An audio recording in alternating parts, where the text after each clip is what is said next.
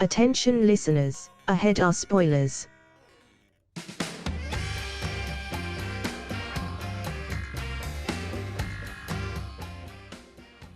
Hello, and welcome to the Movie Trap. My name is Russell Carlson, and with me are my two cohorts, as always, Chris Boroff.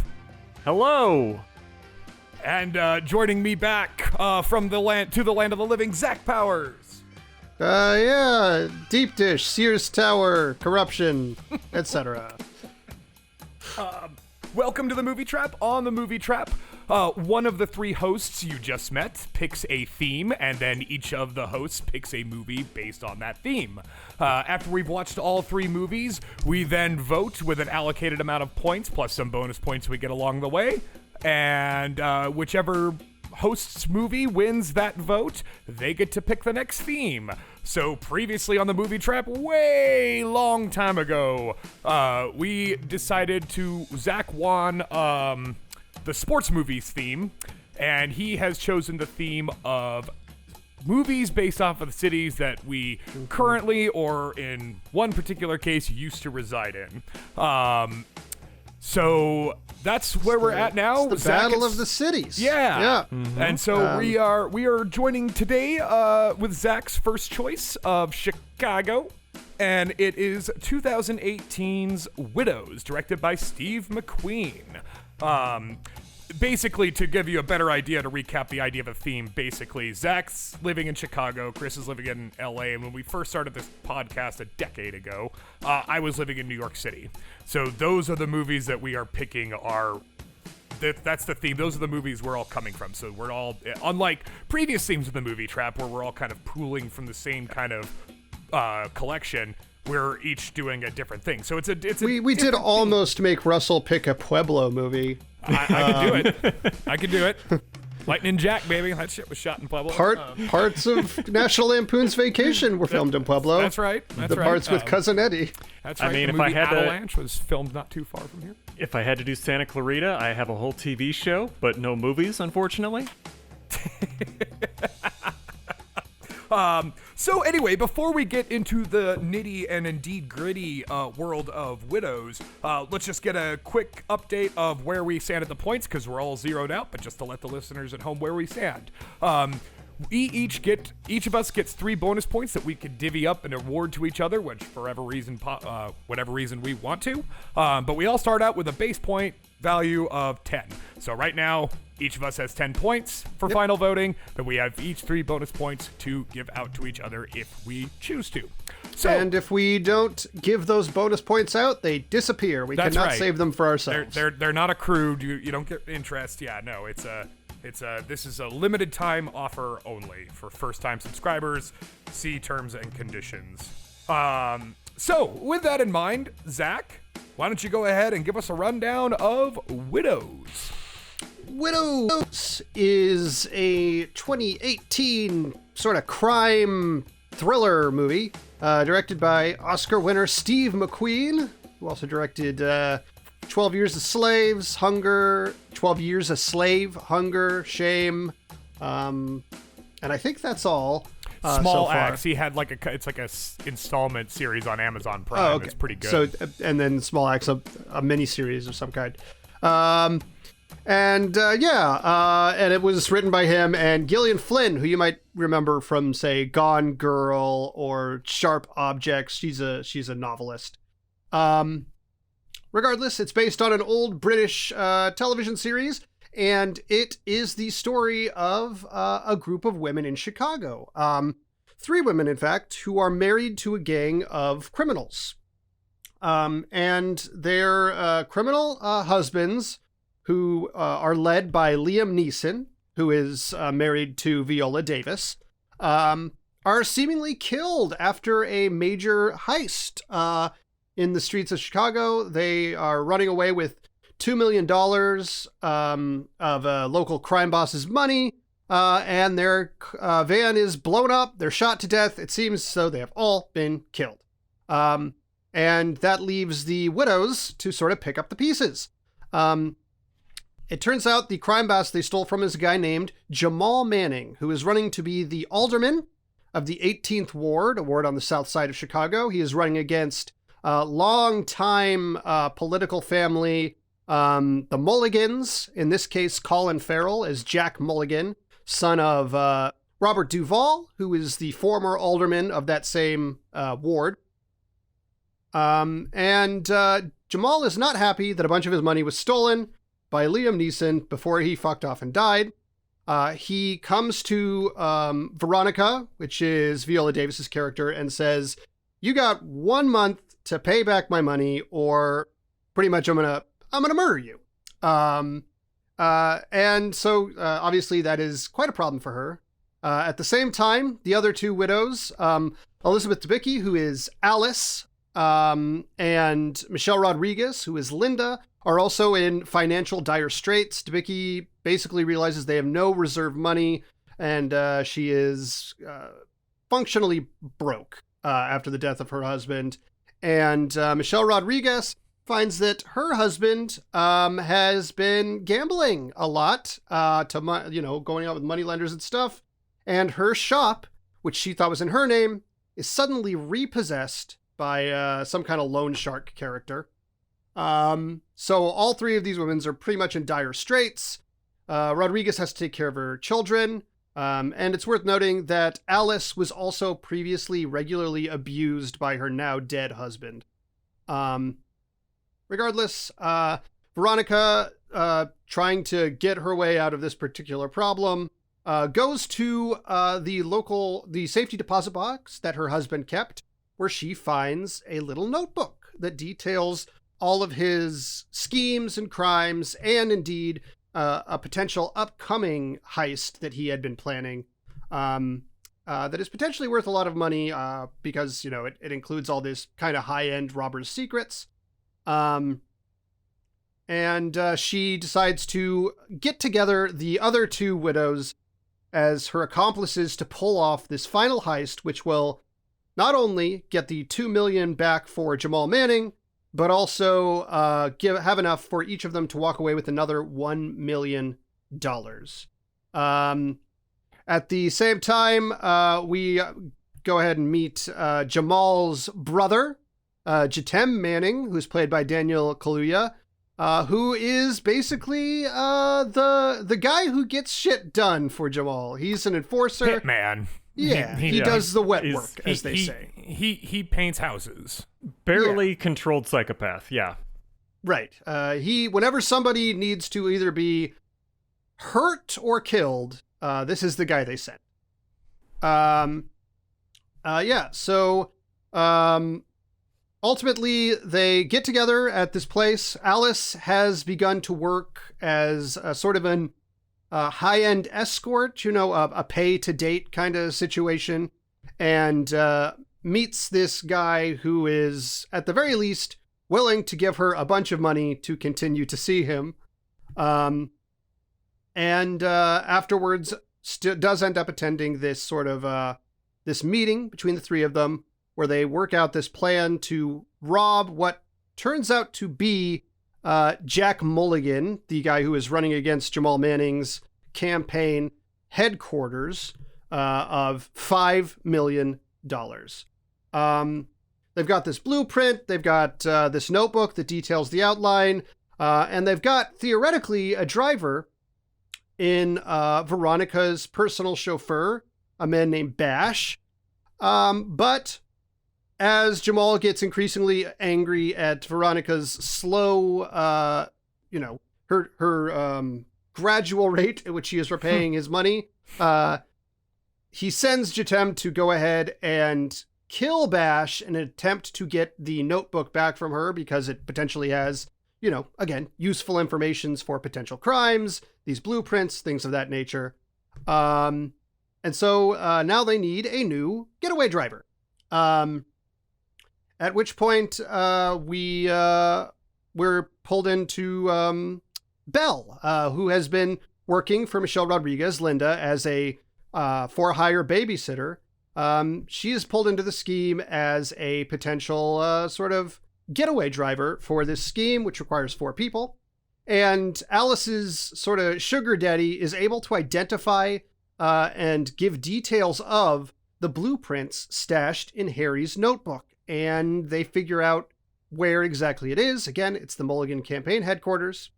Meanwhile, Veronica is contending with Amanda, a woman who had known Henry in life, sort of a family friend, who recently had a baby, and is not interested in getting involved in this scheme.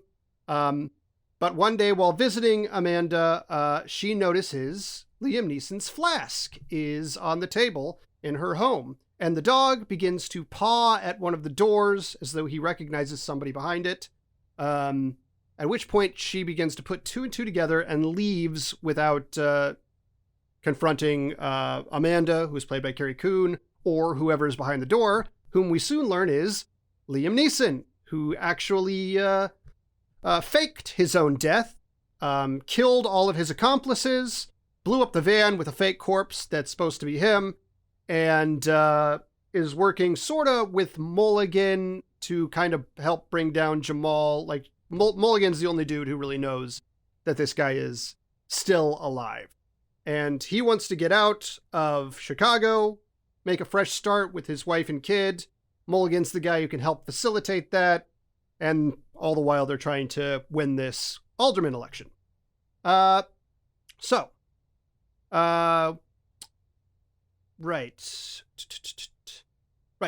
So eventually, continuing the plan, the CEO of the person who stole the security in Mulligan's office is bribed. Apparently he had an affair with his niece or something like that. And he gives them access codes. A very quick performance by Matt Walsh. He gives them the access codes to the safe, and it seems like the heist is on. It starts with Belle, the babysitter, setting a few cars on fire down the street to pull away the security that's posted outside the Mulligan campaign headquarters. It's also worth noting briefly that Veronica has gone to the Mulligan campaign headquarters to case it as a representative for the teachers union, where she met both Colin Farrell and Robert Duvall as the father and son Mulligan. Anyway, they continue with their scheme. As the security is pulled away by the flaming cars, they go up to the house. They're managed to overcome the security guard there and take his gun, tie him up. But they are confronted, unfortunately, by Tom Mulligan, Robert Duvall, who recognizes Viola Davis and shoots Elizabeth Debicki before himself being shot fatally by Michelle Rodriguez. And then they manage to get into the safe, take the money, and get back to the car and start to plan to get away. Unfortunately, Jatem has figured out what is going on, has kind of cottoned to the fact that they're planning a scheme. He's been watching Veronica and has already taken their escape van by holding a gun up to Belle. He kicks the four of them out of the car and drives off with the money, but they manage to get into another car, a backup car, which I presume they steal, chase him down, ram him from behind when he's not expecting it, causing him to crash into a road partition, which kills him. They steal the money out of the back of the car, drop off Elizabeth Debicki, at the hospital to tend to her gunshot wound, and get out of there. Veronica makes it back to the safe house, where, unfortunately, Harry, Liam Neeson, is waiting and is desperate to start this new life with his new family, having been unable to get over the trauma of losing their son, Veronica, Viola Davis, and Liam Neeson's son, who was killed several years earlier by a police officer, which destroyed their marriage. And now Liam Neeson wants this new wife, and he is willing to kill Veronica to steal the money and get it. But before he can do so, Veronica shoots and kills him, seemingly ending their troubles and getting them away with the money. Mulligan ultimately kind of comes to an agreement with Jamal, but eventually wins the election on the sympathy vote for the death of his father. Anyway. And the Michelle Rodriguez rebuys her clothing store. Viola Davis spends some of the money restoring a library at a local school and asks that it be named after her son, Marcus. Belle gives some money to one of her coworkers at a hair salon who wants to start her own business and then leaves Chicago for good with her son. And at the end of the movie, Alice and Veronica see each other at a restaurant, and Veronica approaches Alice outside the restaurant and asks how she's doing in a warm manner, implying potentially they have a continued friendship. And that's pretty much the end of Widows, more or less. Yeah.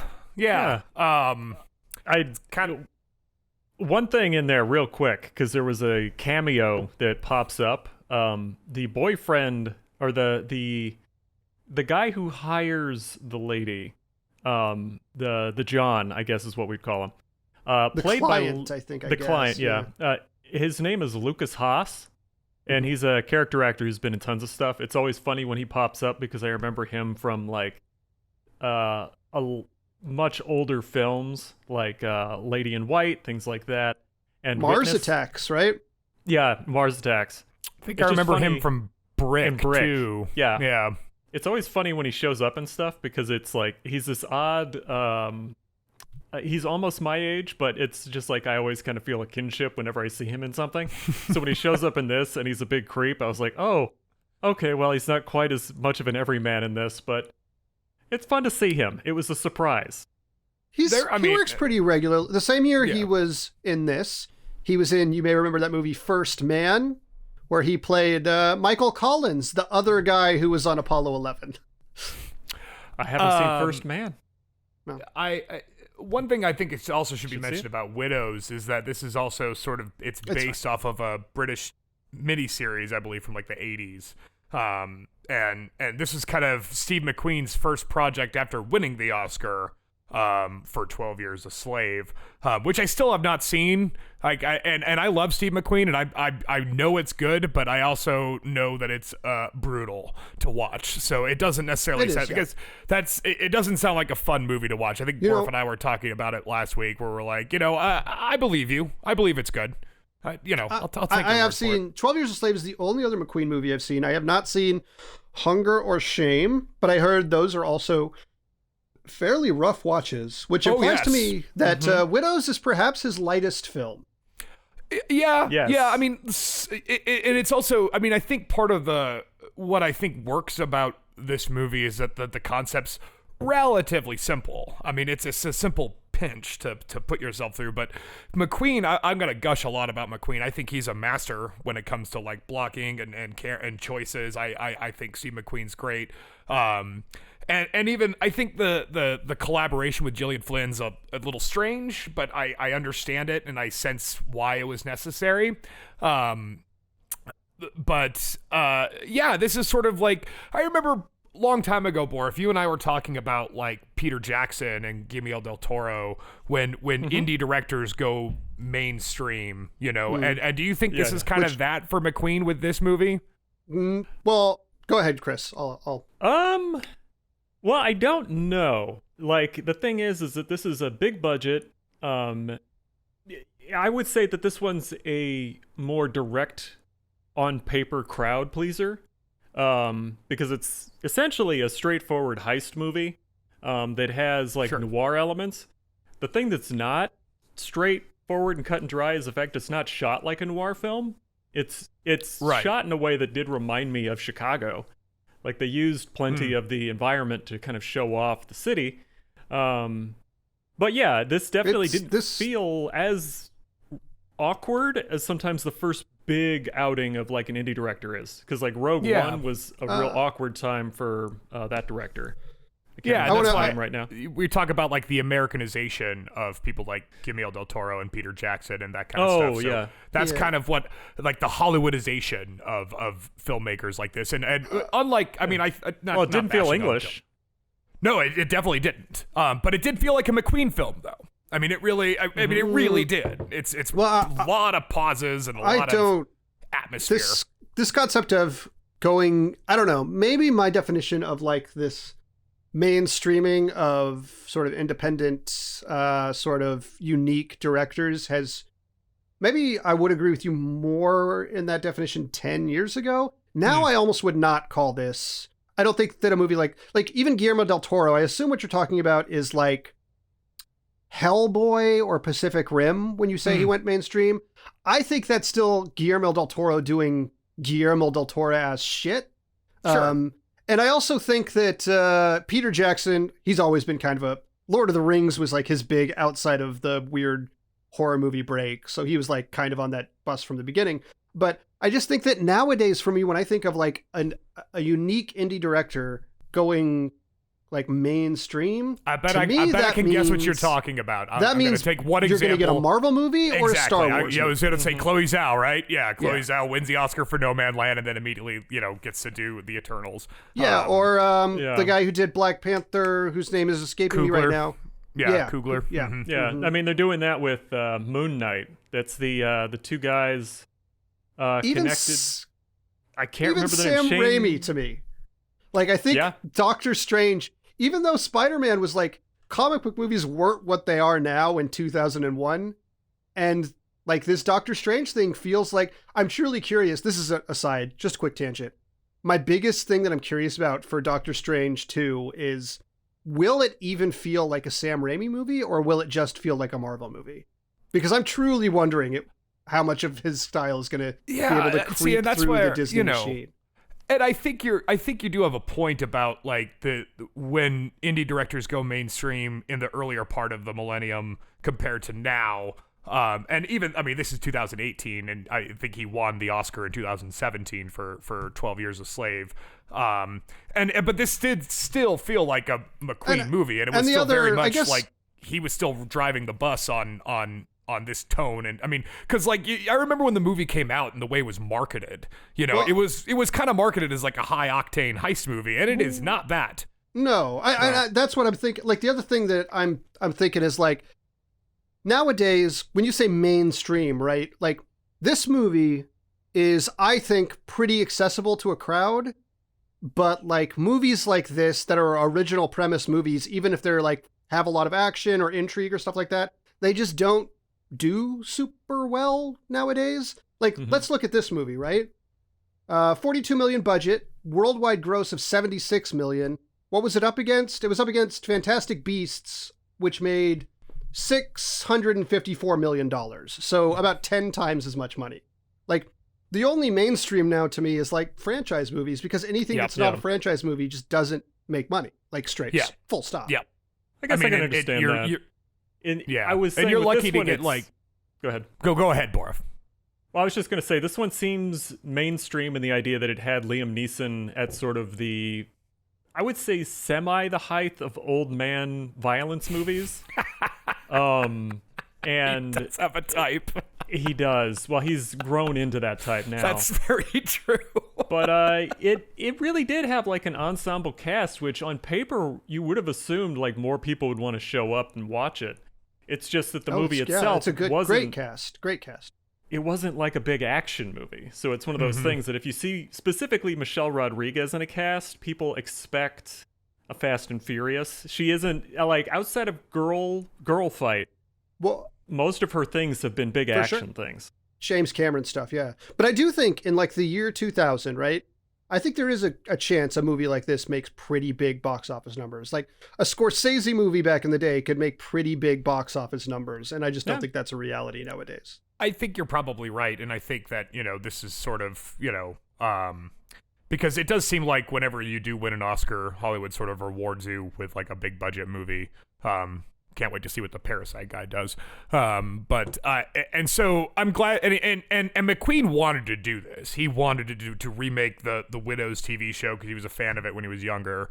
And he wanted to do this. So, I kind of let him go. He's kind of earned the benefit of the doubt for me because, having seen Hunger and Shame and most of Small Axe, like I respect his work. And I mean, this movie, they're part of it's such an easy plot line to follow through that it would have been easier to like pop it up a little bit to kind of give it that sort of like, because heist movies, you know, you can go, there's a pretty wide array of tones you can go with heist movies. You know, I'm thinking of like anything like Soderbergh or anything like that, or like quippy, or you could even make it funny.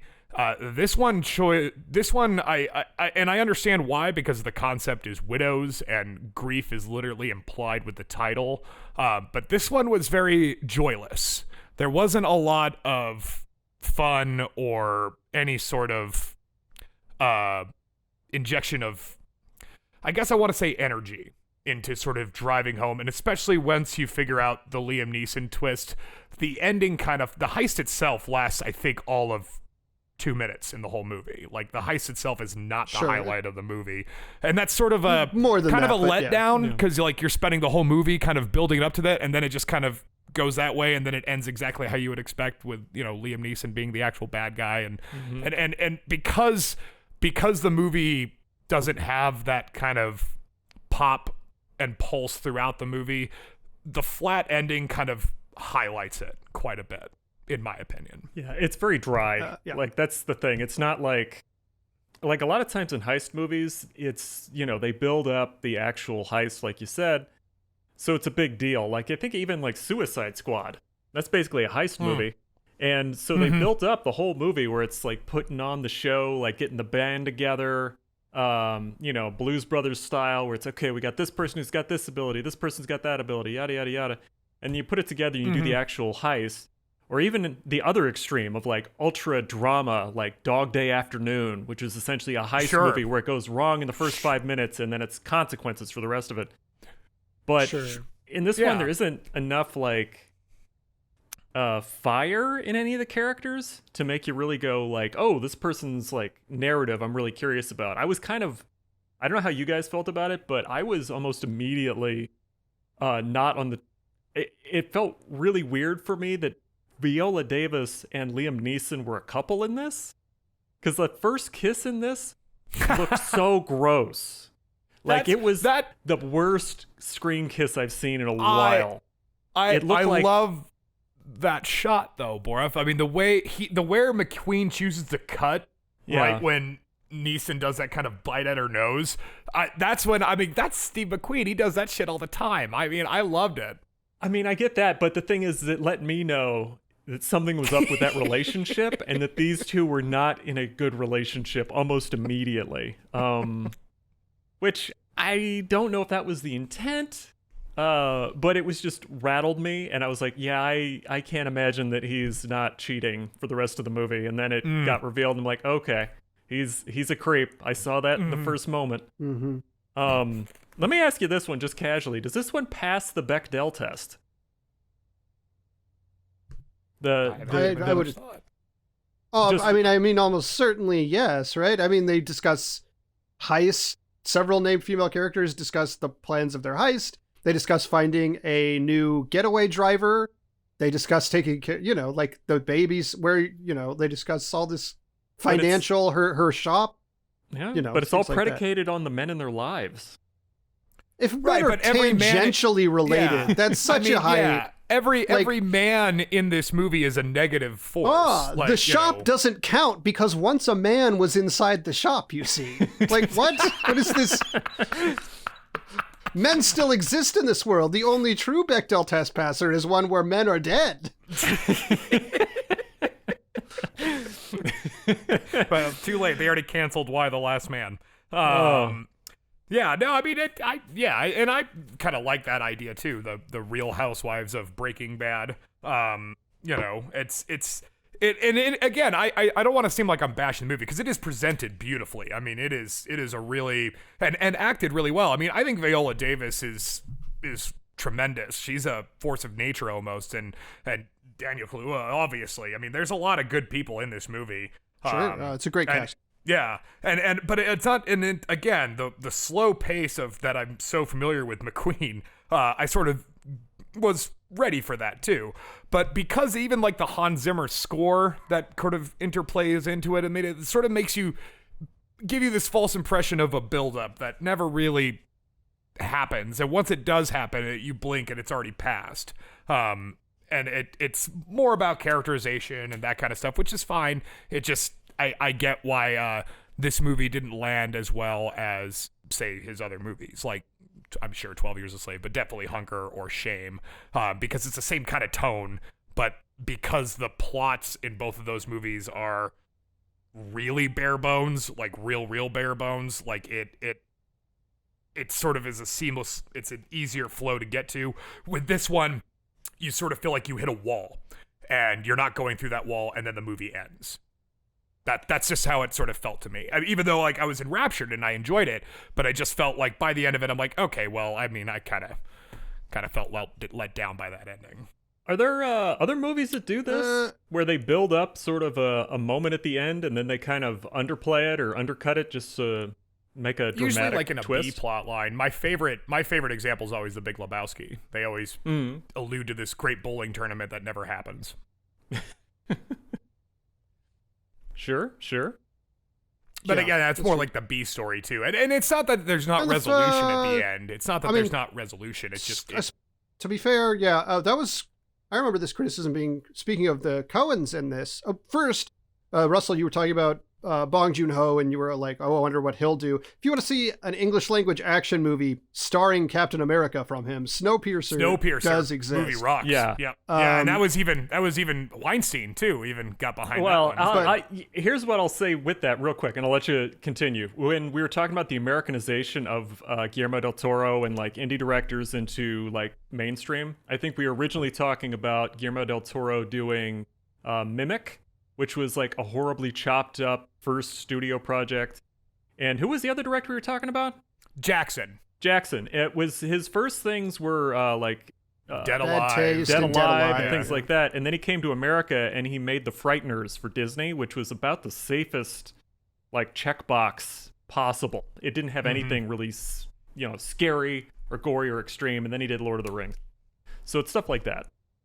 Yeah. No, and I think that's what I was kind of curious about, seeing McQueen do a movie like this. To talk about like endings that are downplayed in the climax, and I think that the degree to which that's true here is, 6 of one, half done. I don't know. I think you could probably have a debate about it, but one of the Coen brothers examples that I remember being very big at the time this movie came out is No Country for Old Men, where Josh Brolin just dies off screen. Like, he just walks into that hotel area and you just don't see him again. Yeah. So that's a good example. That one works because it's like, it's actually sort of traumatic for the audience, because you think you're going to see that character more and then he's just gone. And you feel like you've been cheated by the villain in the film, not by the filmmakers. Well, and in that movie, even the people who kill him, it's not Chigurh who kills him. It's like these Mexican gangsters. That's right. I remember this. Chigurh just ends up with the money. Yeah. But even that movie, there's the sort of anti-climax of No Country for Old Men compared to this. With No Country for Old Men, you had that weird sort of like kind of coda with Tommy Lee Jones at the end of kind of bringing home the title of the movie. With this one, it was basically Viola Davis wins the day, the end.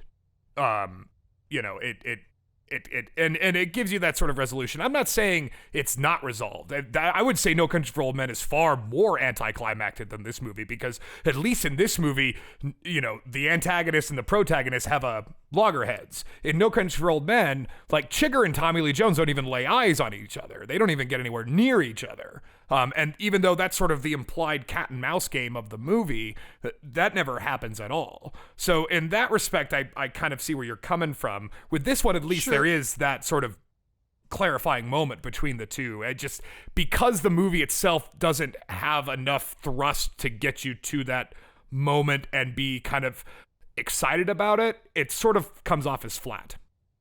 Yeah, I don't know. I mean, I guess like the point is obviously like these are a handful of like women who are in this system that is sort of represented also in larger sense by Chicago politics, that is like deeply, the shit flows downhill kind of thing.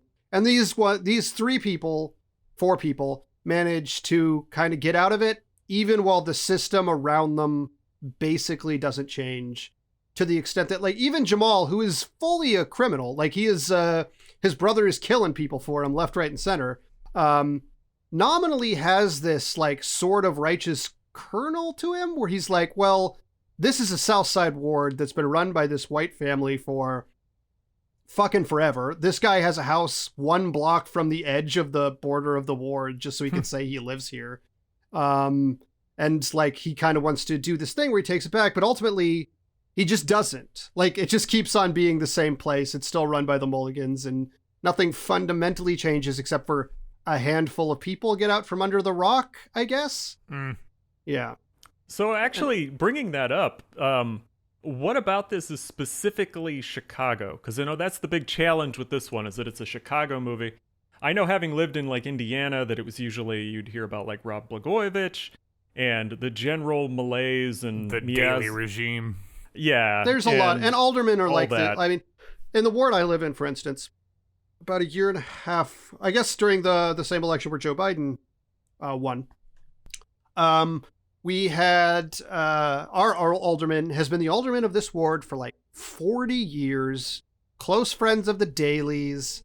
Like the Dailies are huge. They're always in power in Chicago. Even our governor right now, Pritzker, who's actually a good governor, but his family is like old Chicago money jumping in and out of power forever. And I thought he would be a disaster. He's pretty good. Got to hand it to him. But, you know, that is the case. That's how it goes. And this alderman did get beaten by this young Andre Vasquez, who's like sort of a young socialist candidate. So our ward now has like a, you know, sort of a change in that regard. But it's very much like that is how alderman politics seems to go in Chicago. Entrenched families, these long running. And also, you know, I mean, this is obviously largely South Side politics, but oftentimes the elections are kind of run by what the North Side wants in terms of stuff like the mayor. Like, you know, we had Lightfoot versus Preckwinkle in this last election where the mayoral choices. All the people on the South Side preferred Preckwinkle, but North Side liked Lightfoot, and she turned out to be a nightmare.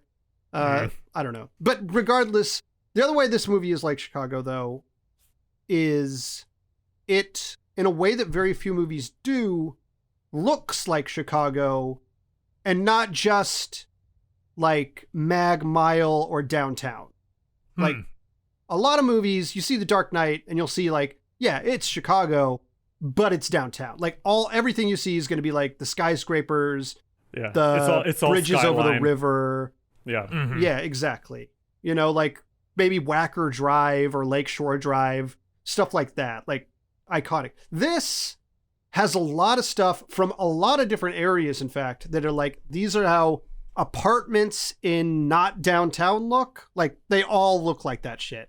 Or, you know, it was filmed kind of all over. Some of it was filmed genuinely in the South Side.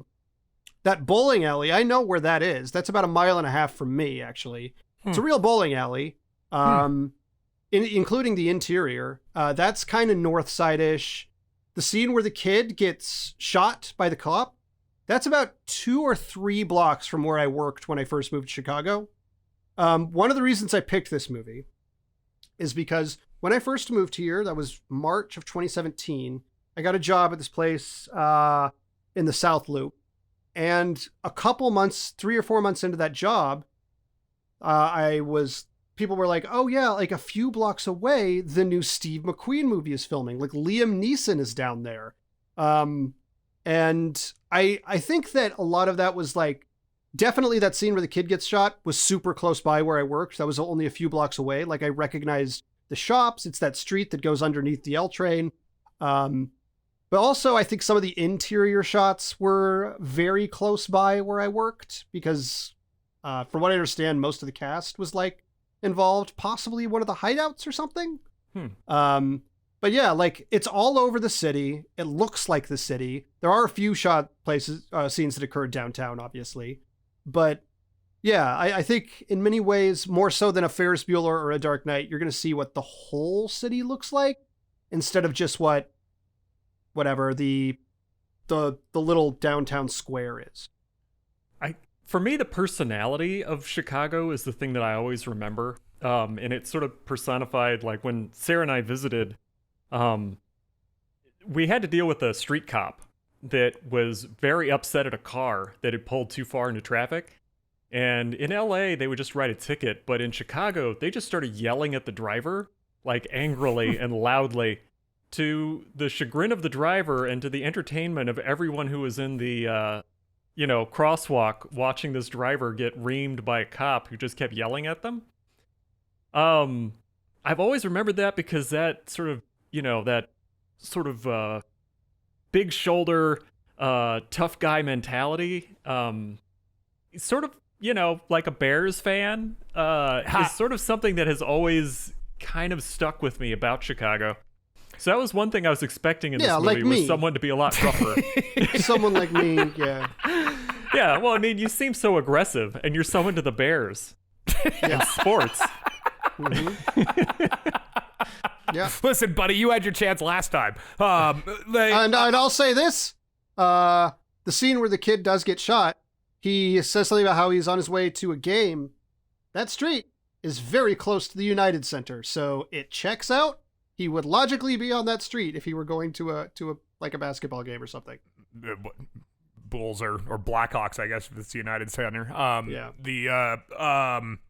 That tracks as well for McQueen, because even that small axe thing, it takes place in like this very specific neighborhood in London, I believe.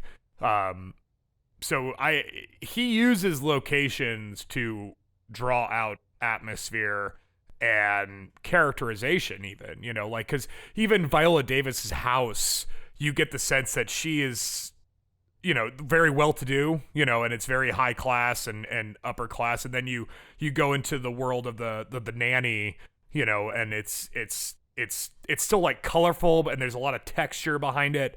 And that's what McQueen's very good at utilizing location, even for something like Hunger, which is basically just taking place in a small box. He's very good at it, and that's why I'm relieved to hear that he he goes off the top 10 list of Chicago filmable locations. Because there's just easier locations to film at. In LA, how many times do they use the LA Times building for whatever reason? You just have these locations that are just have been used before, so they're easy, and they just kind of go to. It's the same thing.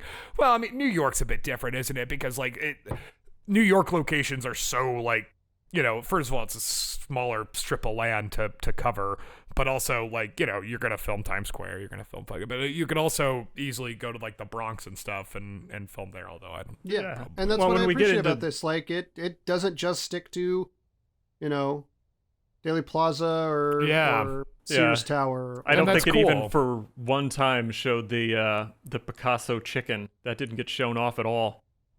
Yeah, Picasso chicken. What is the Picasso? The Skygate, the bean? What are you talking about? No, the Skygate bean. That's that one. But there's the Picasso chicken. It's right downtown. It's a big red thing. It's a Picasso sculpture, I think. I just remember it as a Picasso chicken because it kept showing up in anything that would involve WGN at the time, because I think it was close to their building. So okay. I looked it up. I know what you're talking about now. Yeah, it was close to the WGN building, and I think that a couple times they would have to go outside to shoot something, and they would always have shots of the chicken, the big old red iron chicken. Yeah. For whatever reason, there were always kids on it and things like that. It wasn't a fun thing, but it was a spot that I saw all the time, every time I saw something to do with Chicago. I believe that's in Daily Plaza, yeah. Yeah. Yeah, so that's why, part of the reason why, I know Zach and I are big fans of The Wire, but David Simon and company kind of sought out pockets in Baltimore that are as authentic as you can get, and I think Steve McQueen's kind of got the same mission here with his spots, because of the stark contrast between a lot of these characters' lives. I was looking up a lot of these, the diner they meet at, that's down in the South Side, right around the 18th Ward. I'm sure the campaign offices, I couldn't figure out exactly where they were. I'm sure they're genuinely down in the South Side around that 18th Ward too. Yeah. I think one of my favorite sequences, and it's an odd choice, but it like McQueen, when he makes an odd choice like that, it sort of ends up being kind of brilliant. There's that scene where he gets into confrontation, I believe, with like a minister, Colin Farrell does, and he gets into the car. The camera stays outside the car, and he's going home, and it's literally just driving around the block, and you can see the stark contrast of neighborhoods, like where he's driving fun, and it's not a long drive, No. and it just, and then you're in like, Leave It to Beaverland. Exactly. And the camera does a very good job just Even staying now right you're outside. quoting The Wire. I know, I can't help it. It's a very, very cool shot to leave the camera out, because Colin Farrell's going through this kind of whole existential crisis. What am I don't even want this fucking job. Why am I doing it? I'm just doing it because dad wants me to do it. Yep. And there's this whole prisoner speech of like, well, too bad, you're in it now. You can't, Yeah. It's too late, Yeah, His what are you going to do? accent's Go down to really the good in bank this. and punch a clock? Right. Yeah, his accent is but- really good in this, by the way. Like, that's something that jumped out at me, because being in Indiana, I would occasionally hear like a hard Chicago accent, and his was pretty close. Yeah. Yeah, he's not. Colin Farrell's one of those guys that everybody was like, he's a terrible actor for many years, but with the right material, he's pretty good. He just Yeah, made some I bad think even- choices earlier. Yeah. Yes. Yeah, that's true. I mean, and I think he saw True Detective and what that did for McConaughey and thought it would be the same, and apparently just didn't read the script because that season sucked. Well, I mean, he's an actor. He shows up when he's paid. Sure, but it's, sure. I would say that was definitely better than his turn in Daredevil, playing Okay, Bullseye or Deadeye, whatever it There's was. a lot of Bullseye, and there's a Oh, lot of things in that movie that shouldn't have happened, like the I feel movie like- in general. I feel like people in Bruges is kind of where people were like, oh, Colin Farrell can actually handle himself. Sure. Yeah. Well, he also had a sex tape leak at the same Did he really? time. I didn't don't know remember that. I don't remember that. It was like at the height of his career, he had a sex tape leak that was awkward at best. So I think okay. that hurt his career until people were like, oh, he's an actor and he can actually act. So I think he had to live it down and get away from it for a while. By modern standards, a consensual sex tape linking is like, who gives a fuck? Yeah. Yeah, exactly. You more feel bad the fact that it leaked, really. He's the victim here. Yeah. Well, yeah, I mean that's a whole turn though. Like we have a reappreciation for the fact that those are, victim situations, not like, Pamela and Tommy Lee making money off in of the it type days thing. in the post Weinstein Cosby days, it's hard to be like, Colin Farrell had consensual sex with someone and it was kind Yeah. of awkward. Yeah. Scandal. Scandal. It's not like he did it in a hockey game or anything. Anyway, and that's why I think Colin Farrell, for what he's being kind of like the big baddie mastermind in this movie, does a good job of maintaining that while trying to be a politician, while still trying to say like, I'm one of the good guys, and he as does a good job privileged of as that. he is still caught in like the gears of this system in his own way. Like he doesn't really want to be this politician. He even tries to break it and like make a deal with Jamal, probably because he doesn't really want to keep doing this alderman shit. Yeah. But he's stuck. Like the system just keeps going. Like it preserves itself. Mhm. And yeah. So I guess that's also a wire. Well, Yeah, Definitely. sure. I mean, Sure. it's definitely like they always call it the Chicago machine, like the Democrat machine. Like that's Chicago has been Democrat for as long as I can remember, and I think it's going to stay that way. Oh yeah, for sure. I mean, it's not going to turn Republican in the era of Trump. No,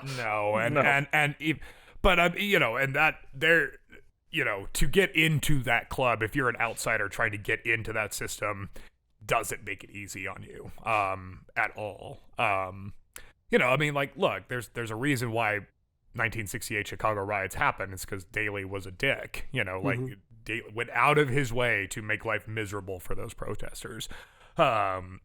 And he did. So yeah, but yet that family name lives on in that synonymous. family. I mean, It's all over. It's practically royalty, like that, and Michael Jordan probably. And it's. But that's why, with going back to the movie, the fact that the movie kind of hints at these kind of bigger questions, you can tell he wanted to make this movie a lot longer than it actually was, because you get a lot of these introductions of like, John Barenthal's in this movie for what? A minute? Maybe two? Very briefly. And there's no. He doesn't get any sort of characterization or anything like that. None of the other widows, besides, none of the other widows' dead husbands are anyone of any severe consequence outside of Liam Neeson.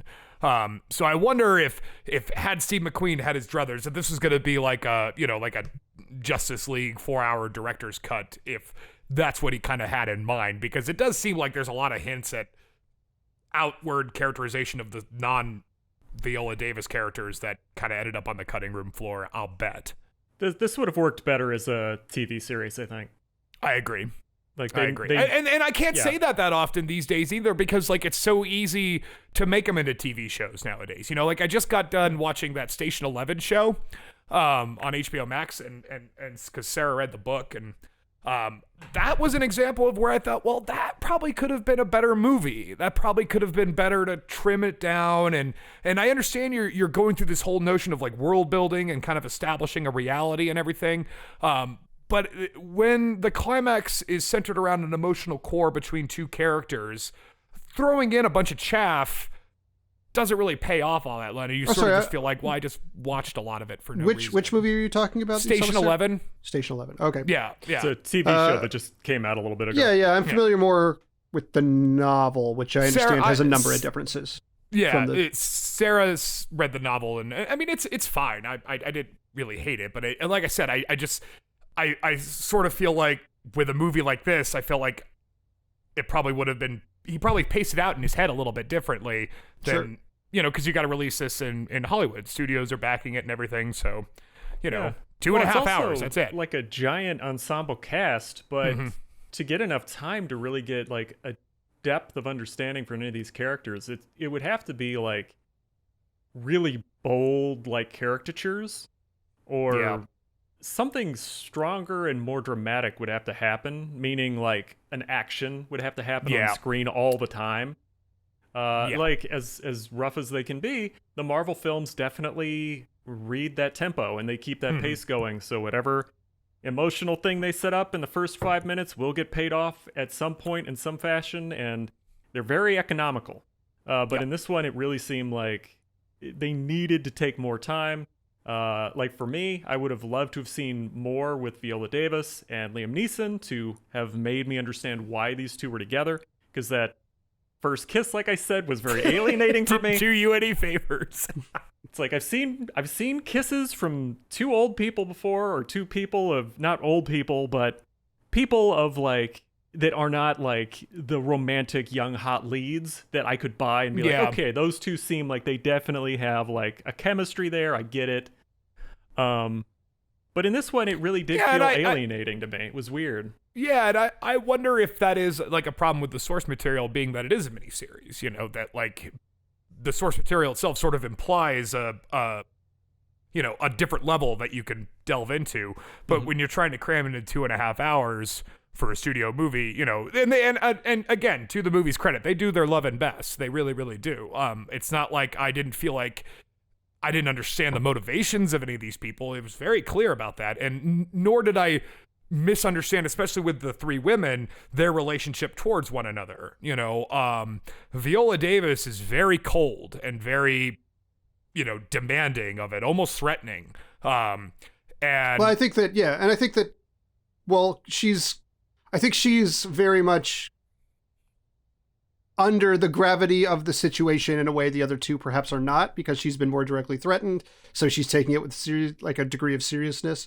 And I think even at the end, after it's completed, the last shot, I think belies the fact that it's not that she's naturally just extraordinarily cold. It's that she is a person in an extremely tense, stressful situation who eventually is able to get out of it. Yeah, it's a survival instinct, right. and that's why the what I mean about where each of these other ladies are in relationship to Viola Davis is, like Michelle Rodriguez's character is under the gun all the time. Sure. Her life is always under constant jeopardy, and meanwhile Viola Davis has led a life of relative comfort and status.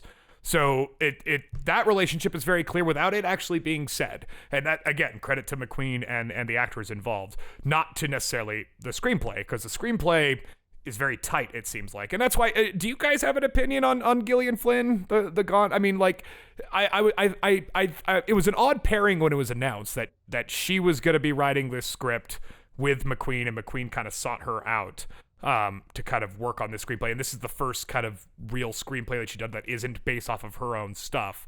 Sure. So I thought it was. I'm completely unfamiliar with her, so I'll leave this one to Zach. Well, to I'll start. Let me Chris, know. Did you see Gone Girl, the David Fincher movie? I haven't. Oh, okay. Okay. Well, she and Sharp Objects is another one that she did, which is they're two very totally different movies, but kind of similar idea. So I thought it was because she's more of a novelist, really, and Gone Girl, I don't want to call it an airport novel, but I mean it's a very popular novel that it's easily digestible. It seemed like one of those bestsellers that definitely is easy to buy. Yeah, maybe not as bad as the Da Vinci Code, but definitely right. something you would get for your dad. Yeah, I don't want to put it in the Twilight. Well, Twilight's young adult, but I don't want to put it in the Crichton sort of category, not necessarily. But like I think that there's a tone to these things, and she hasn't. I've never seen her do anything like this, but then when I'm watching, I'm like, okay, I get why she latched onto this source material, because she likes kind of either women who are strong but are broken, or women who are broken who have to fake being strong, and that's sort of where these kind of characters kind of are a myriad of all that. And I thought it was a wise choice for McQueen to kind of acknowledge his own limitations, and say that like maybe if I get some estrogen in here to like kind of really get at the root of these characters, I think it was an odd choice, but sensible. Well, I guess I'd say I have not read any of Gillian Flynn's works. My understanding is that she is like, I'd say a level up from like sort of the airport thriller kind of genre. Mm-hmm. Like she's slightly more skilled than your typical like pulp airport thriller book, but it's still kind of the same sort of style, like these little mystery stories that are self-contained and all this stuff. I think Gone Girl is good. I think that I didn't see all of Sharp Objects. I heard good things, but it was just one of those things where we were enjoying it and just kind of watched one, but never kind of finished for whatever reason. That's an odd movie. That show was very strange compared to the book. I loved it. I thought it was a great choice, but the book's kind of told very differently, and I sort of like that they went a different direction than the book did. But I think that, so I don't know. I have like somewhat positive feelings about Gillian Flynn. She seems like a skilled storyteller in her way, in her genre. Sure. But I also think that, you were talking about, the decision McQueen decided to include her and stuff like that. I do think that, like we mentioned up top, this is in many ways a different kind of movie for Steve McQueen. And part of what I applaud about it in that regard is I appreciate him moving on to something different than what he usually does. Like some directors never really do that. And I think this is an earnest attempt to be like, I'm going to try and expand my my film vernacular, I guess, my range with this movie. And I think that is laudable. And that's why I think that, kind of going back to the discussion we brought up at the top, like in today's Hollywoodization of indie directors who finally get their shot, there is a lot more bandwidth for doing, like I think it's different for when you're kind of put into the Hollywood machine or when you voluntarily enter into because that's what I think this movie was for McQueen. McQueen was like, I'm going to try to make a fucking heist movie. I want to try to make my version of a heist movie, and I just want an Oscar, so, they're going to give me a truckload of money. I could cast whoever I want. And let's see if I can do it. And, Steve McQueen, his mode is not broad appeal. Most of his movies are not for the lowest common denominator. So that's why you kind of got to admire a director who's never really done any material like this to kind of, I don't want to say reach down, but kind of, have some fun with it and play with the toys of your typical Hollywood fare. I just sort of wish that this movie had a better time doing it, because it just didn't seem like anybody was really enjoying themselves. I'd kind of feel the same way about it. If we're at the point of doing kind of semi-final thoughts here. Okay, yeah, I guess that's true. I enjoyed it. I liked seeing Chicago. I can already feel that the exacts of what was happening in the story are starting to fade on me, like who was doing what or why it was happening. But I remember the overarching thing of like their husbands were all criminals and that's what they were doing. I enjoyed it just fine. It is just fine. I don't have anything really negative to say about it. It was a little dull in parts, but I still enjoyed it overall. Yeah, I guess I'm kind of with you. I think I wanted to like this movie more than I actually did. Like I had to work to really enjoy it more than I did. With you, it's a fine, no runs, no hits, no errors. It's a solid movie. There's not a lot of, but was it necessarily, did I walk out of it thinking like, well, I did walk out of it knowing, being reassured Steve McQueen knows what he's fucking doing. But I didn't necessarily walk out being like, wow, that's, he could do it. He could do anything. He could do Hollywood. He could do Hunger. He could do 12 Years a Slave. I didn't walk out with that feeling. I'm not saying it was a stumble. I just get the sense that, like, we were just trying to get to the end. And once we got to the end, everyone was more or less kind of relieved that it was over. And that works for his other films because the atmosphere is so harrowing and the action is sort of brutal in a lot of it, even with shame. So without having that to sort of leech onto your brain and suck all the joy out of it, and to just have this sort of heist movie without any fizzle to it, I did sort of feel like, well, I enjoyed it, but was it worth it? I don't know. But, like I said, Steve McQueen's earned it all again. He's earned the benefit of the doubt. Small Axe is really, really good. It's long, but it's really, really good. So, yeah, it's fine. Like a famous, my father-in-law has a famous line about whatever, it's fine. No runs, no hits, no errors. It made it. It did just that. So, yeah, I mean, I'm glad I finally watched it because I've been meaning to kind of watch this because I like McQueen, but then I thought like, well, I still haven't seen 12 Years a Slave either, and do I really want to put myself through that?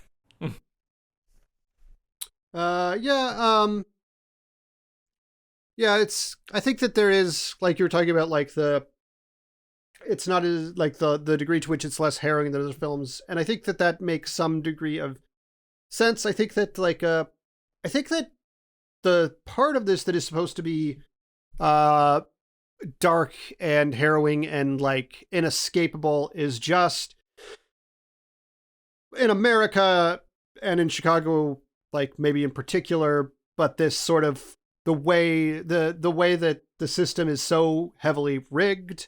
Obviously there is financial, emotional, and physical abuse from these husbands prior to their death that these women kind of have to get over. And indeed, like, there's even a police shooting of an unarmed black kid. There's these corrupt politics. And again, that like sort of like very subtle, like, Mulligan goes around a corner and goes from, a shitty neighborhood to gated, big gated houses full covered in ivy. I think it's supposed to be like, that is the inescapable kind of harrowing aspect. But I think there's also a degree to which you're correct. Like, that needs maybe more build, more time of its own. Again, like in The Wire, that is a thing that is very, very hard to escape, and you do feel the weight of it on you. And it's because this is a mix of something like that, where it's like these deep inequalities that are inescapable or nearly inescapable without like drastic action, are like a boot on your neck all the time, but mixed with like this, again, Gillian Flynn kind of heist sensibility is a strange mix in some regards. And I think that the boot on your neck aspect of modern American life is the part that gets the shorter shrift in the equation. But I do think it's overall an interesting movie. I wonder, like, I think it's good. I enjoyed watching it. And I could even see like McQueen making a similar type of movie in a few years that's almost more refined. Mm-hmm. Like, but yeah, I think Completely agree. It was an enjoyable, I think, but it was nonetheless, I think, an enjoyable watch. Yeah. Sure. Yeah. Okay. Well, yeah, that was Widows. So we did not give out any bonus points. We missed each other that much that we just withheld all of our points. We never do on the first episode. Yeah, we rarely no runs, do. no fouls, no hits. It happened. No, okay. No, you're so close. But so it's right now all of us have 10 points plus 3 bonus points. No bonus points given out. So that brings us to next up on the docket, which is Chris Boroff for Los Angeles. Chris, what do we got?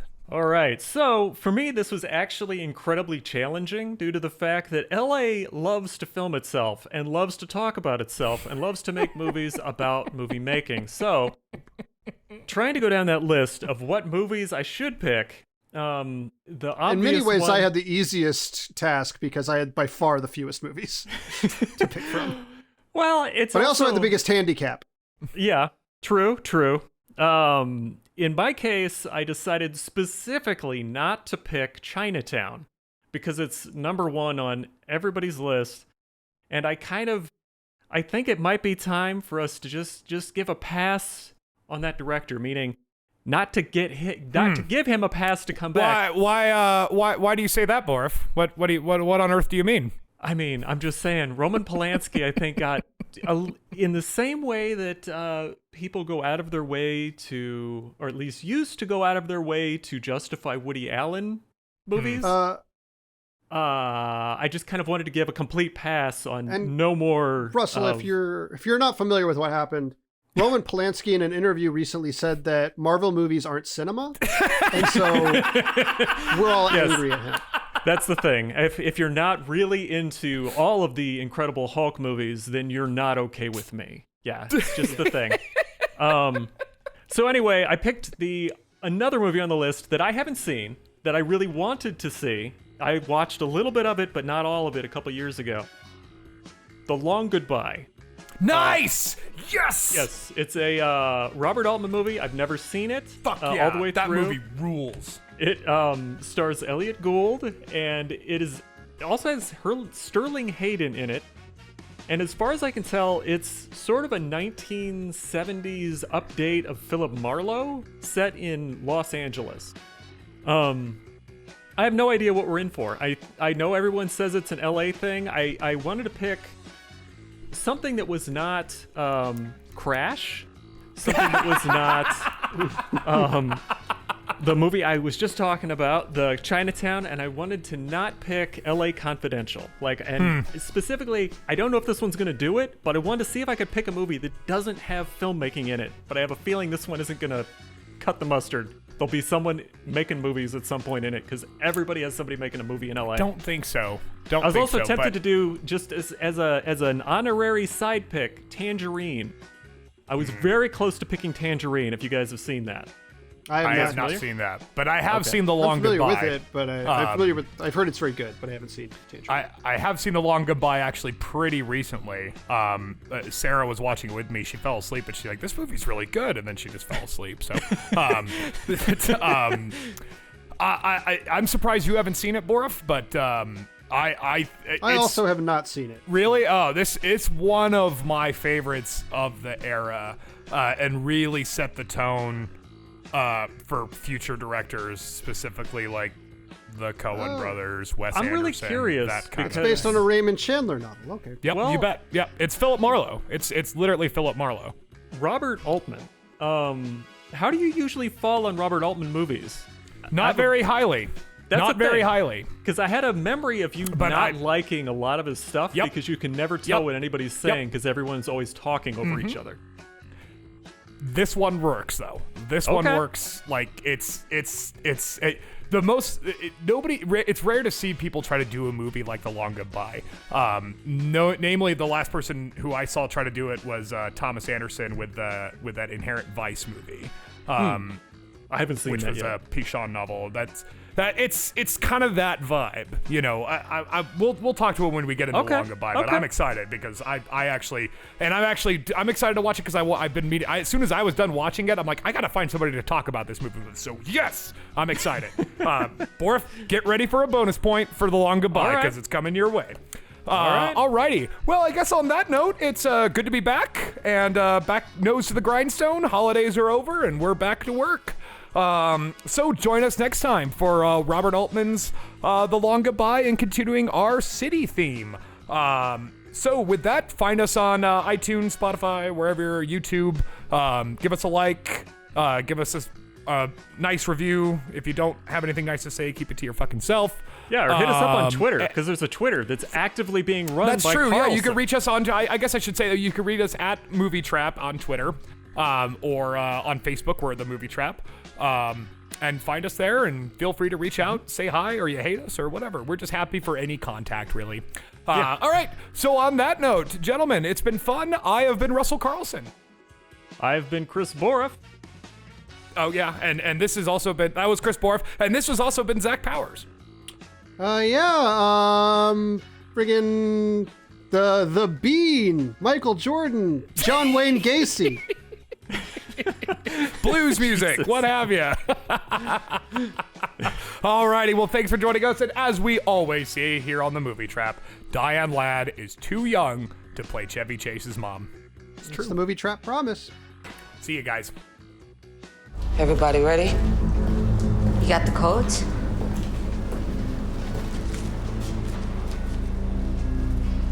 Something goes wrong, you're all on your own. I'm gonna go get ready.